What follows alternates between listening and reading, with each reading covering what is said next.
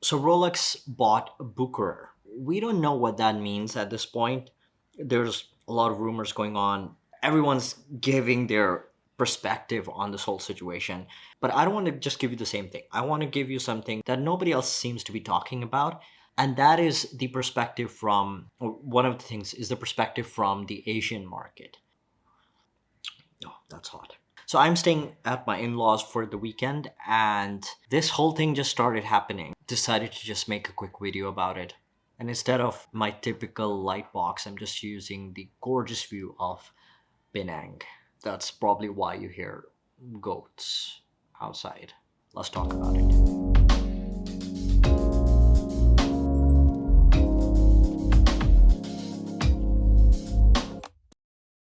Now, one of the things that everybody seems to be talking about is what's going to happen to other authorized dealers.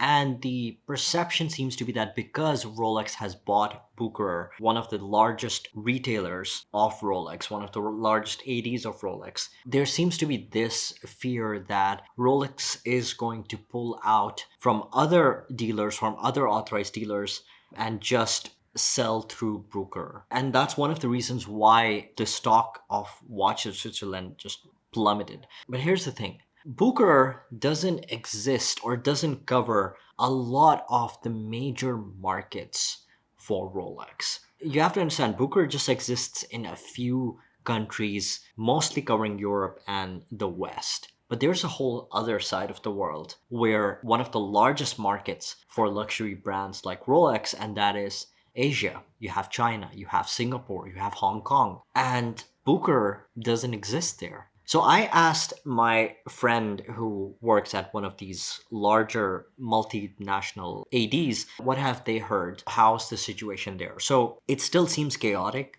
There's a lot of uncertainty. Even though there isn't a direct competition from Booker, especially here in Malaysia, there are still a lot of questions that even the ADs don't know about.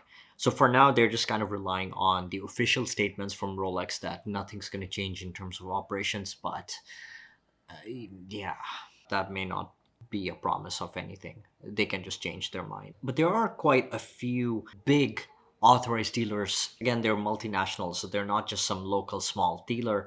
They are multinational corporations. I'm not sure if these are at risk at this point because, again, Booker doesn't exist here unless Booker decides to open up hundreds of retailers around these countries covering these markets, which seems unlikely, especially in the next few years.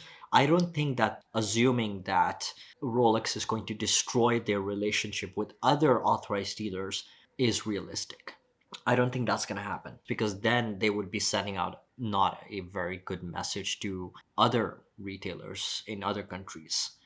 And the other thing is, I'm reading that a lot of people are thinking that just because an authorized dealer or large authorized dealer doesn't sell Rolex, they might lose business. And to counter that, I want to talk about Sincere Watches. Sincere Watches is another multinational authorized dealer of luxury watches. They do not sell Rolex. They do sell Tudor, but the way that they run their business by focusing on independent brands. They're selling brands like Grubel 4C, H. Moser. And I think that is one of the strategies that other retailers that no longer will be selling Rolex might need to incorporate. That's something that would be really interesting to see. How do other retailers, how do other authorized dealers that aren't Rolex dealers react to this whole situation? Are we going to see a massive change in the customer service, in the way that they behave with their clients? What's Richmond going to do in response? Because I'm sure that something's going to happen. And if nothing happens, then that's a big opportunity missed. As a business, you're sitting still while Rolex is pulling out all these moves, then you've already lost. That's what I think. What do you guys think? Let me know in the comments. And I'll see you in the next one. Take care.